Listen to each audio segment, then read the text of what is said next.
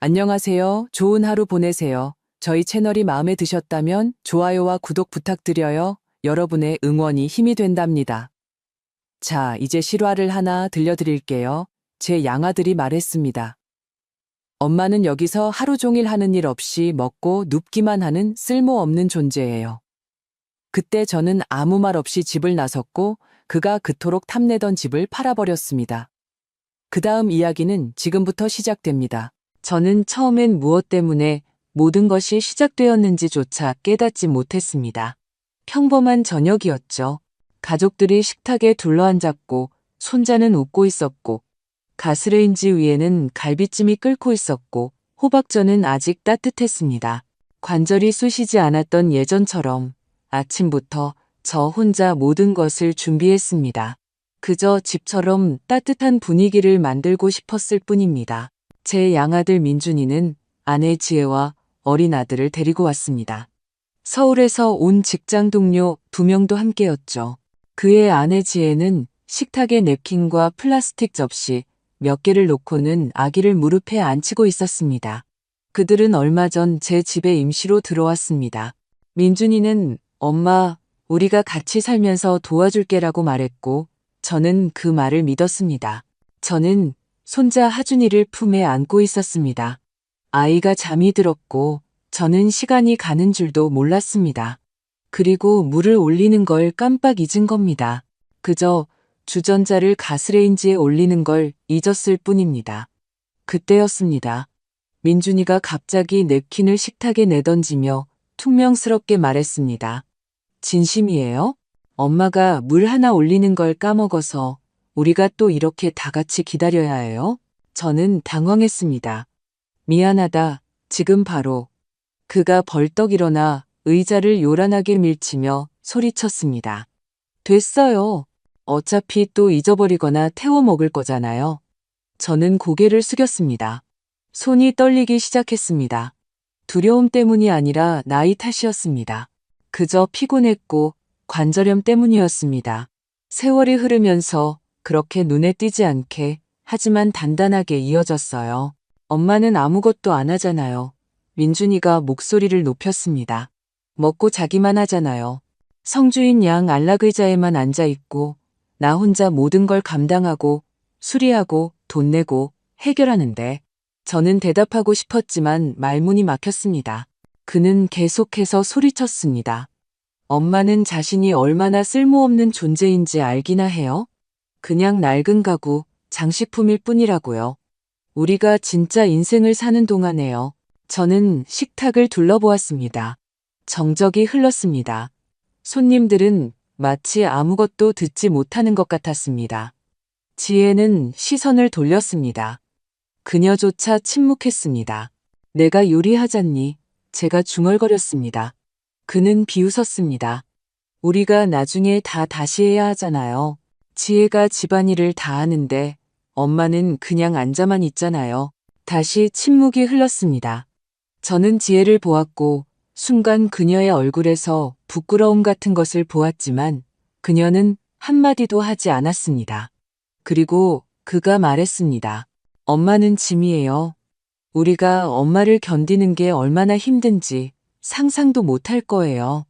우리가 여기 살게 해주는 것만으로도 고맙다고 해야죠. 저는 얼어붙었습니다. 그의 말은 칼날처럼 느리지만 생사를 파고들었습니다. 저는 제 손을 내려다보았습니다. 마디가 굵고 주름진 늙은 손. 한때 이 손으로 빨래하고 바느질하고 아이를 키웠습니다. 보육원에서 그의 손을 잡고 데려왔을 때 그 아이는 비에 젖은 곰인형 하나를 든 채 혼자였습니다. 그때 그는 저를 엄마라고 불렀고 저는 모든 것이 헛되지 않았다고 느꼈습니다. 지금 저는 어른이 되어 화를 내는 그를 바라보며 아무것도 느끼지 못했습니다. 분노도 슬픔도 아니었습니다. 마치 천둥이 친 뒤처럼 먹먹한 침묵만이 제 안에 가득했습니다. 무언가가 제 안에서 완전히 꺼져버린 것 같았습니다. 엄마. 그가 다시 비웃으며 말했습니다. 꼴 좀 보세요. 그냥 앉아서 우리 사는데 방해나 하잖아요. 사람이 아니라 낡은 고물 덩어리. 저는 입을 열었지만 아무 말도 하지 않았습니다. 그가 진심으로 그렇게 믿고 있다는 것을 알았기 때문입니다. 늘 그렇게 믿어왔지만 그저 침묵했을 뿐이라는 것을요. 저는 음식으로 시선을 돌렸습니다. 80년대의 기억을 더듬어 끓인 갈비찜, 할머니의 조리법대로 부친 호박전, 언젠가 일요학교 학생들에게 가르쳤던 방식대로 접어놓은 냅킨. 모든 것이 제 것이었고 그들을 위한 것이었습니다. 이제 끝났니? 제가 조용히 물었습니다. 그는 잠시 멈칫했습니다. 그냥 알고 싶어서 네가 할 말 다 했는지. 음식이 식어가니까. 그는 무언가 더 말하려 했지만 입을 다물었습니다. 저는 천천히 일어섰습니다. 의자가 삐걱거렸고 무릎이 아팠지만 저는 허리를 굽히지 않았습니다. 모두를 둘러보았지만 누구 하나 저와 눈을 마주치지 않았습니다. 모두들 접시나 바닥 혹은 다른 어딘가를 보고 있었습니다. 저만 빼고요. 솔직하게 말해줘서 고맙다. 제가 말했습니다. 그는 연극이라도 하듯 얼굴을 찡그렸지만 저는 진심이었습니다. 이제 모든 것을 알았으니까요. 저는 제 접시를 부엌으로 가져가 씻고 닦아서 치웠습니다. 방으로 돌아와 옷을 갈아입고 누웠습니다. 피곤해서가 아니었습니다. 아침에 저에게는 진짜 할 일이 있었기 때문입니다. 그들 중 누구도 예상하지 못했던 일 말입니다. 오래전 저는 혼자가 되었습니다. 남편 성진은 갑자기 세상을 떠났습니다. 아침에 현관에서 계단을 고치며 나무가 습기 때문에 썩는다고 평소처럼 투덜거리다 커피 잔을 든 채 쓰러졌습니다. 뇌졸중이었습니다. 우리는 아무것도 의논하거나 작별 인사를 나눌 시간조차 없었습니다. 아이도 모아둔 돈도 보험도 없었습니다. 오직 우리 둘, 그리고 이제 저 혼자뿐이었습니다. 저는 울지 않았습니다. 강해서가 아니라 그럴 시간이 없었기 때문입니다. 고지서는 꼬박꼬박 날아왔고 누군가는 그것을 지불해야 했습니다. 저는 동네 초등학교에서 일하기 시작했습니다. 구구단, 차륵놀이, 찢어진 무릎, 그리고 학부모 총회. 저는 아이들에게 신발끈 묶는 법과 한글의 자음과 모음을 헷갈리지 않는 법을 가르쳤습니다. 그리고 저녁에는 배틀 앞에 앉았습니다. 네, 저에겐 배틀이 있었습니다. 시골에 계신 할머니께 배틀 짜는 법을 배웠습니다. 부엌 아궁이 뒤에서 할머니는 평범한 실로 아름다움을 만들어내셨습니다. 저는 그 기술을 이어받았습니다. 처음 몇 년간은 장터나 주민센터에서 행주나 방석, 작은 깔개를 팔았습니다. 그렇게 번 돈으로 생활했고 남은 돈은 전부 숨겨두었습니다. 은행도 베개 밑도 아닌 마루 밑에 깡통 상자예요. 손으로 5만 원, 10만 원, 50만 원씩 금액을 적어가며 수년간 모았습니다. 그리고 어느 날 그 돈이 모여 저는 양평의 1헥타르가 조금 넘는 땅을 샀습니다. 흙은 척박했고 전기도 물도 없었습니다. 오직 나무와 잡초, 그리고 이끼 냄새뿐이었습니다. 하지만 저는 그 언덕에 서서 깨달았습니다. 이곳이 내 것이라고. 소유의 의미가 아니라 삶의 의미로서 말입니다. 처음부터 다시 시작해야 했습니다. 교회 청년 2명이 도와주었습니다. 나무를 베고 뼈대를 세웠습니다. 저는 물을 길어 나르고 손이 허락하는 한못을 박았습니다. 장작 난로도 직접 골랐고 붓이 손에서 미끄러져도 난간에 직접 페인트 칠을 했습니다.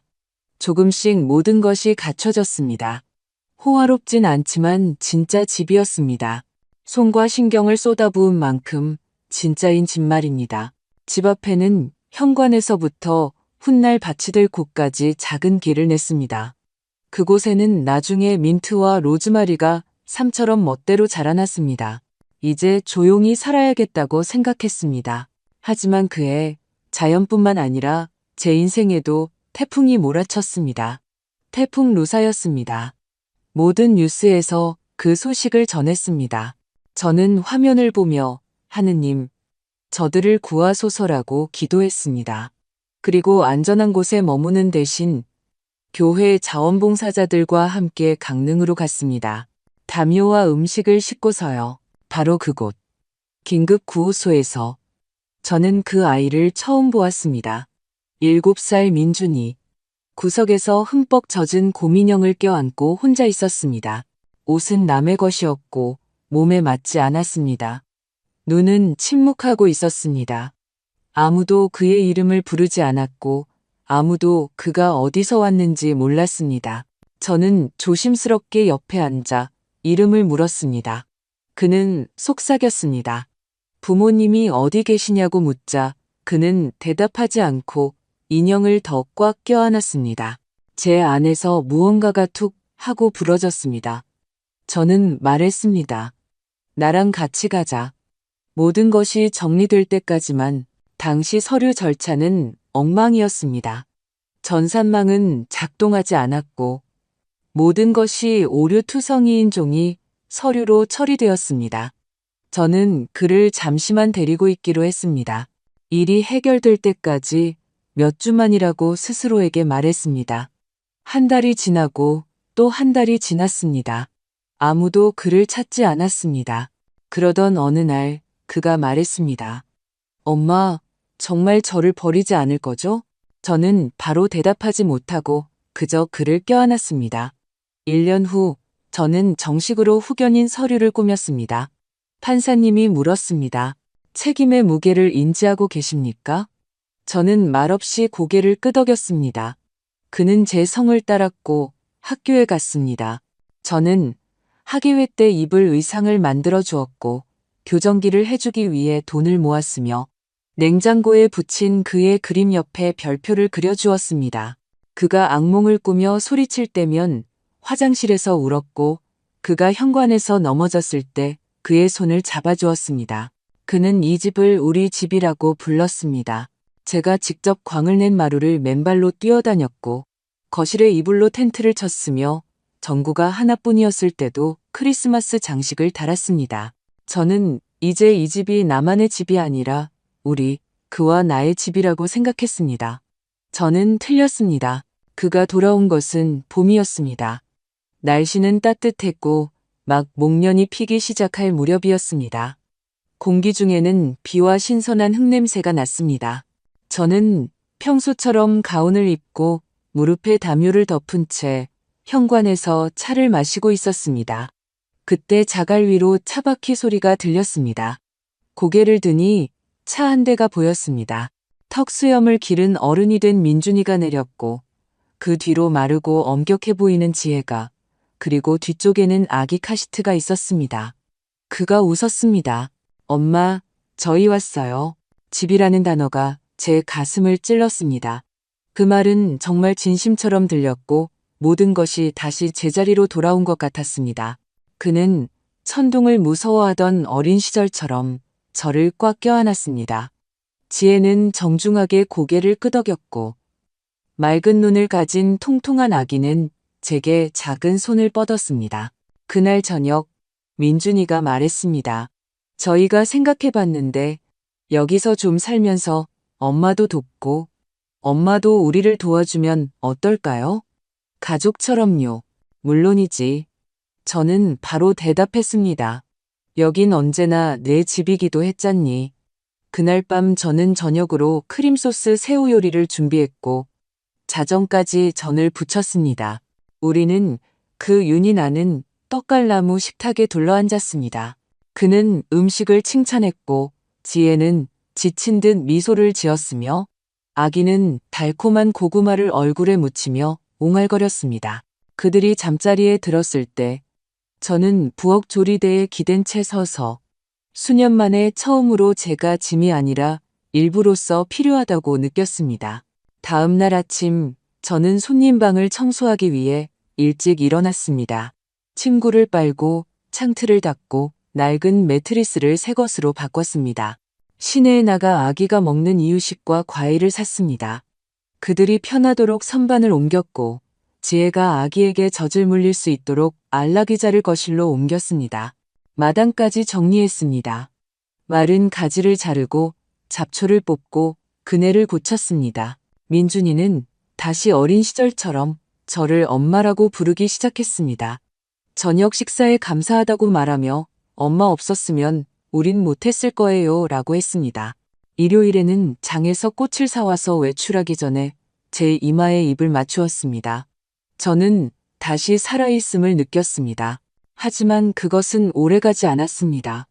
처음에는 고맙습니다라는 말이 드물어지더니 나중에는 완전히 사라졌습니다. 음식은 짜지고 그 다음엔 너무 익었다는 평을 들었습니다. 지혜는 얼굴을 찡그렸습니다. 손자는 소음에 너무 예민해져서 그가 잘 때는 낮에도 소리를 내지 말라는 금지령이 내려졌습니다. 좀 조용히 걸어주세요. 지혜가 부탁했습니다. 그리고 엄마 비누. 좀 할머니 냄새가 나요. 아시죠? 저는 아무 말도 하지 않고 비누를 버리고 그녀가 좋아하는 것으로 샀습니다. 저는 예전처럼 수건을 접었지만 이제는 푹신하지 않다는 말을 들었습니다. 세탁을 하면 세제가 별로다라는 말을 들었습니다. 도우려고 하면 방해만 되었습니다. 어느 날 식탁을 치우다가 우연히 그녀의 통화 내용을 들었습니다. 아니, 시어머니가 너희 엄마 같지는 않아. 그냥 구식이야. 필요해지기만을 기다리는 사람 같아. 모르겠어. 물론 감사하긴 한데 힘들어. 돈을 주는 것도 아니고 운전을 해주는 것도 아니고 그냥 여기 계시기만 하잖아. 내 아이가 이게 정상이라고 생각하게 하고 싶지 않아. 저는 복도에 숟가락을 든 채 서서 침묵했습니다. 다음 날 저는 평소처럼 그녀의 찻잔을 씻고 그녀의 옷을 개고 그녀가 더 넓게 쓸 수 있도록 안락의자를 멀리 치웠습니다. 민준이는 늦게 들어오기 시작했고 짧게 대답했습니다. 괜찮아, 다 괜찮아. 저는 믿었습니다. 혹은 믿으려고 애썼습니다. 그저 피곤해서일 거야. 이게 가까움의 대가고 이게 가족이지. 저는 그렇게 생각했습니다. 모든 것이 변해버린 그날까지는요. 모든 것은 담요 한 장에서 시작되었습니다. 몇 년 전 제가 직접 짠 따뜻하고 버터처럼 부드러운 노란색 담요였습니다. 저녁이면 제 품에서 잠든 손자를 덮어주거나 바람이 자유롭게 드나드는 베란다에서 덮어주곤 했습니다. 어느 날 저는 그 담요를 밖에 두고 잊어버렸습니다. 해가 지고 나서야 생각이 나가보니 지혜가 이미 그것을 걸레처럼 두 손가락으로 집어들고 있었습니다. 이거 망가졌어요.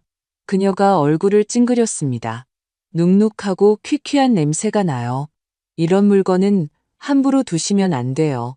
여기 있는 게 다 바꿀 수 있는 건 아니잖아요. 저는 다투지 않고 조용히 담요를 가져와 냄새를 맡았습니다.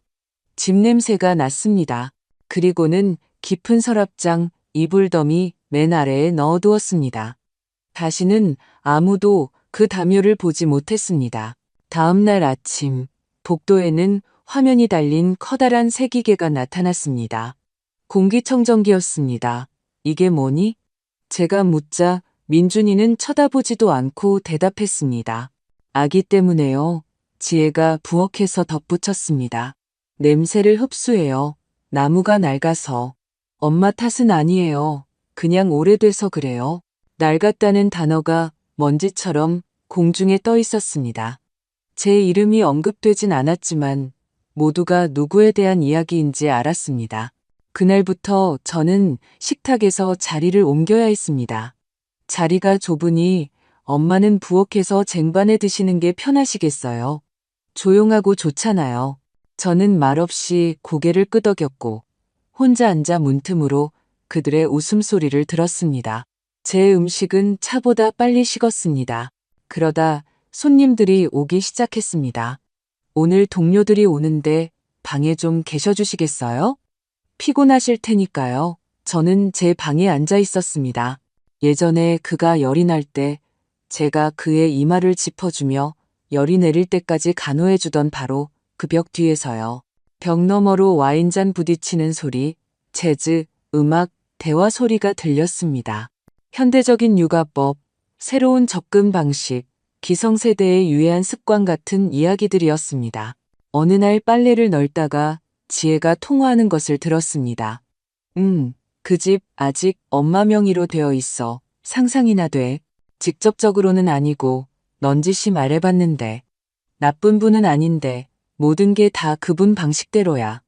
그분 리듬, 그분 냄새, 그분 규칙, 박물관 같아. 만약 우리 명의였다면 진작에 팔고 새 출발했을 텐데. 그러니 참고 지내야지. 저는 젖은 수건을 든 채 숨을 멈췄습니다. 그들은 도움이나 감사를 기다린 게 아니었습니다. 그들은 순간을 기다리고 있었습니다. 제가 사라지거나 마침내 이 집이 서명이나 대화 없이 사실상 그들에게 넘어갈 순간을요. 그제야 저는 깨달았습니다.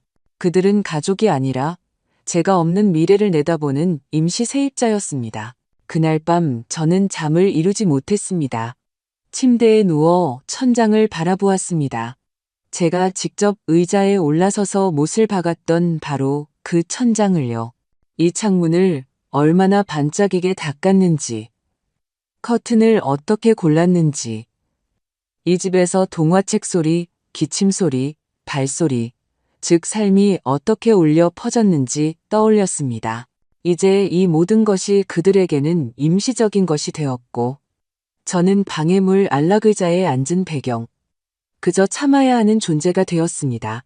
그리고 그 저녁 민준이의 기생충, 짐, 낡은 고물이라는 말을 들은 후 저는 더 이상 연기할 수 없다는 것을 깨달았습니다.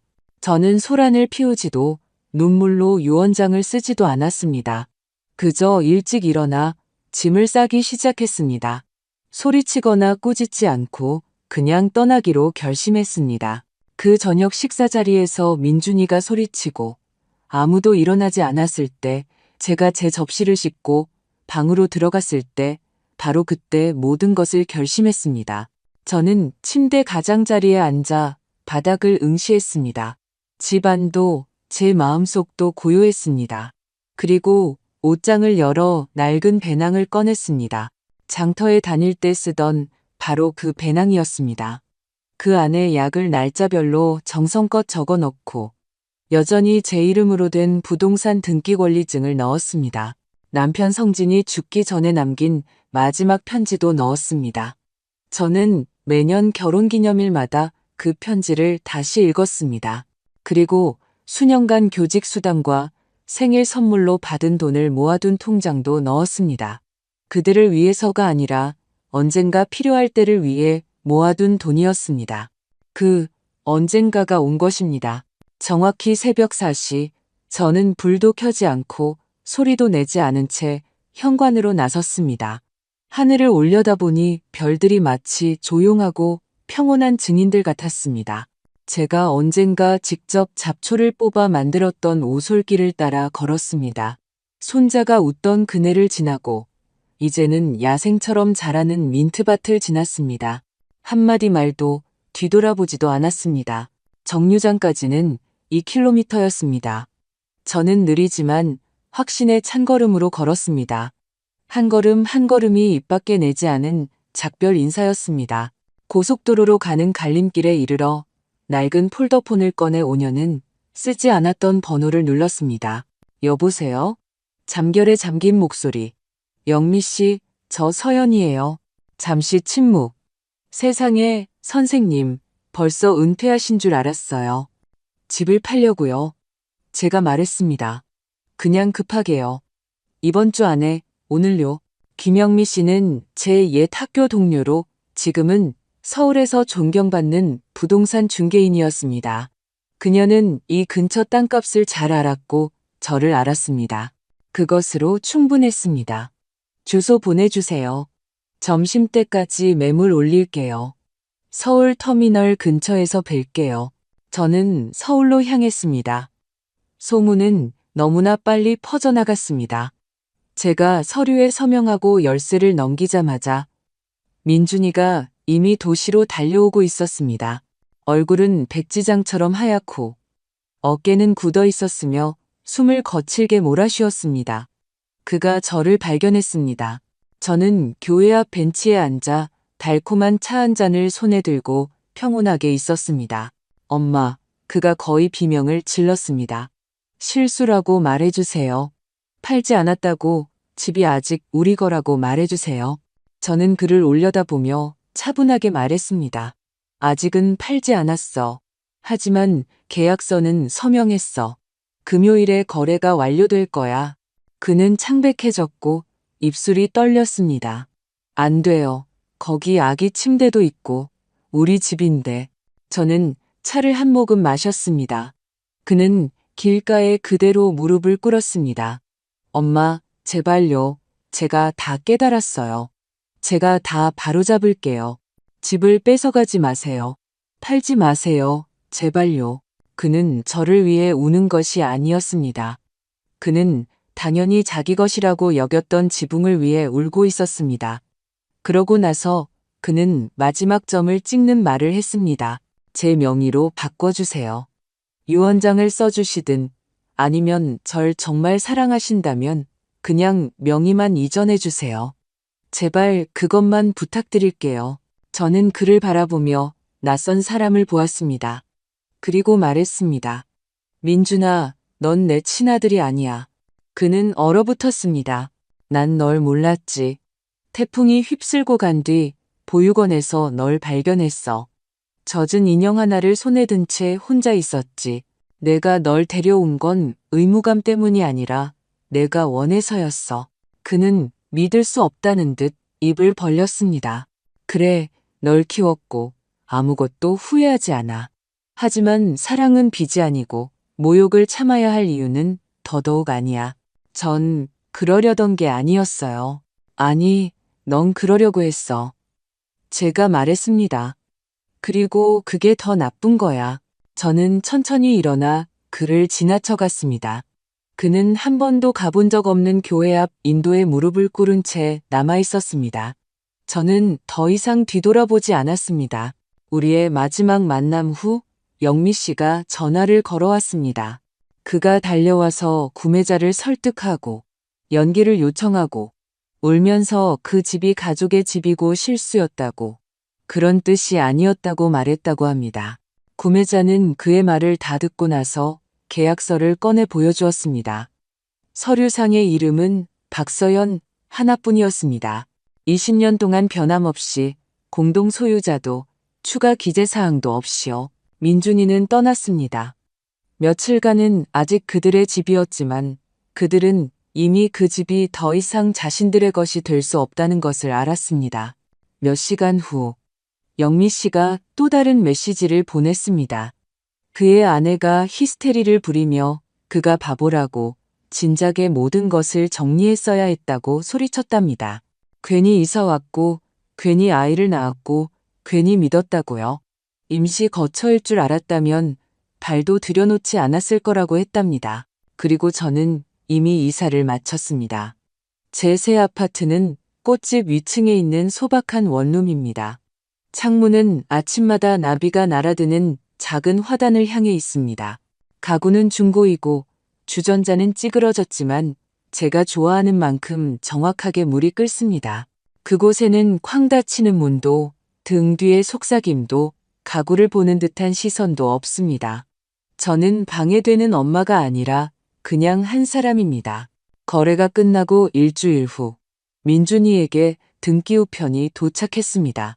공증인 이페아에 개봉하고 30일 내에 퇴거하라는 내용이었습니다. 그는 4번 전화했고 메시지를 보냈습니다.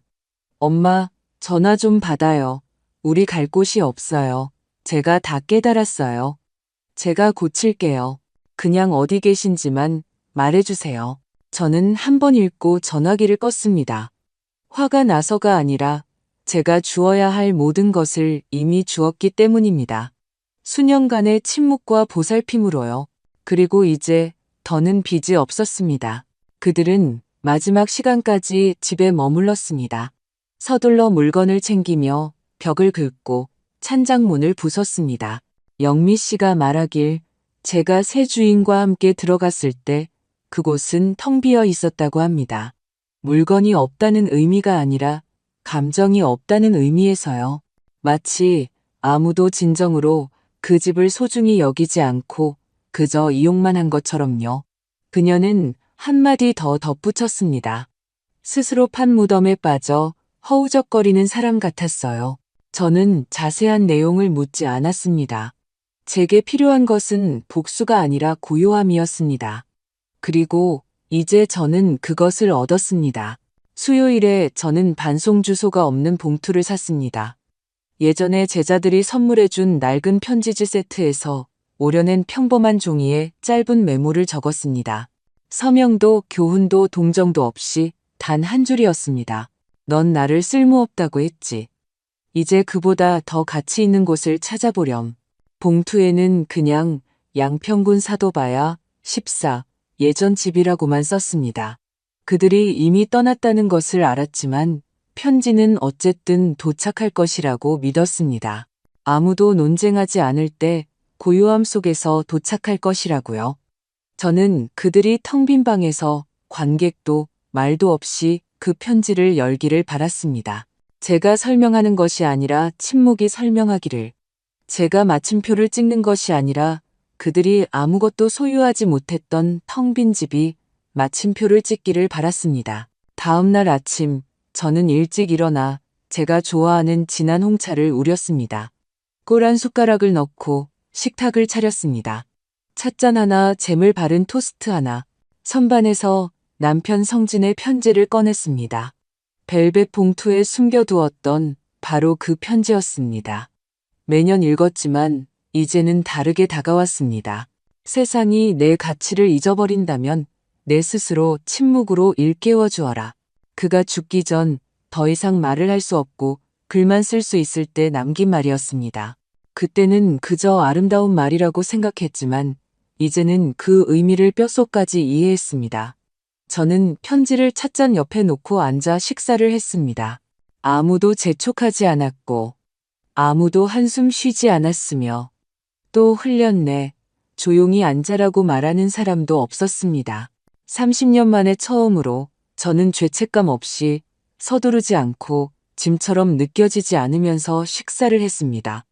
분노 때문이 아니라 그럴 자격이 있었기 때문입니다. 저는 그립지도 울지도 그들이 돌아오기를 바라지도 않았습니다.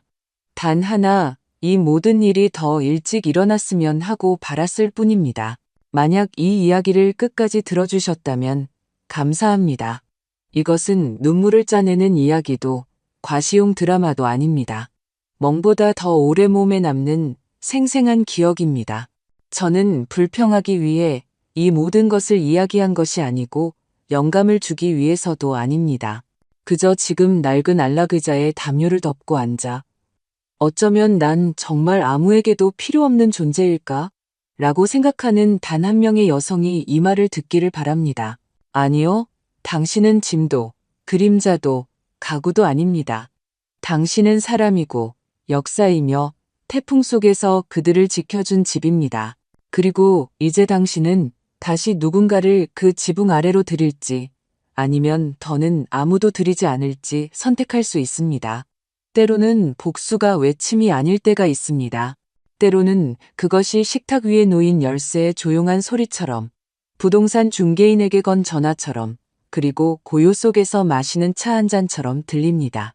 더 이상 누군가 촛불을 꺼주길 기다리지 않는 차 한 잔 말입니다. 제 이름은 박서연입니다. 네, 한때 저는 그저 할머니였습니다.